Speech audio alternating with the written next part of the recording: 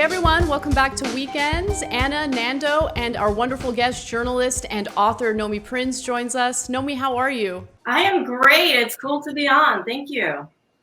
Thank you so much for coming on. You're working on your new book, and I know you're busy, so I'm tremendously grateful that you took the time to have this important conversation with us. So let me just urge everyone who's watching right now to please pick up Nomi's book. It's excellent.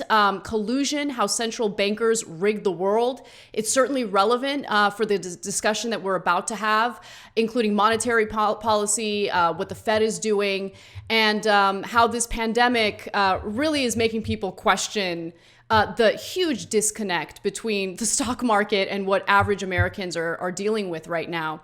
So let me start with the first question. Something happened fairly recently that didn't get much attention, and that was the basically this dismantlement of the Volcker Rule. The Volcker Rule was basically a regulation that was part of the Dodd-Frank package that tried to rein in some of the risky bets that were being made by big banks with depositors' money. And so that rule was essentially repealed. Can you talk about that a little bit and what it means? Yeah, so first of all, that Volcker Rule was probably the best part of what was a kind of weak act that was enacted basically in the wake of the financial crisis, which did not separate the bank's ability to use people's deposits for the purposes of risky endeavors. But what it did do at the time was it prohibited them from using things like investments in private equity funds or in hedge funds or in certain securities like CLOs, which are collateralized loan obligations, if they had in their components riskier attachments to things like hedge funds, private equity funds, and equity-linked types of product or stock types of product. So it allows a sort of risk mitigation with respect to what banks could do. Now, in the wake of the coronavirus pandemic, banks were like, well, we didn't really like that. And in fact, it inhibits us from doing what we need to do to help the economy, which actually makes no sense. But at the same time, they took a backdoor approach and they were able to get that component repealed. So now they can actually invest in the sorts of private equity and hedge fund types of companies that are like, scoundering the bottom of the pain that's in the economy right now in order to buy assets, properties, etc., cheaply with the money that they have and the loans that they also get from these same banks in order to basically take it away from the possibility of people getting it back. So does this set the stage for this type of meltdown that we experienced in 2008, or do you expect it to be far worse?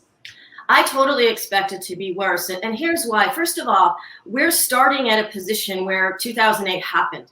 And the result of 2008 was disproportionate support to the financial committees of the Wall Street banks, to the Wall Street banks themselves, to corporations, and so forth. As a result, the debt that was accumulated throughout the market system had already begun this pandemic crisis period at record highs.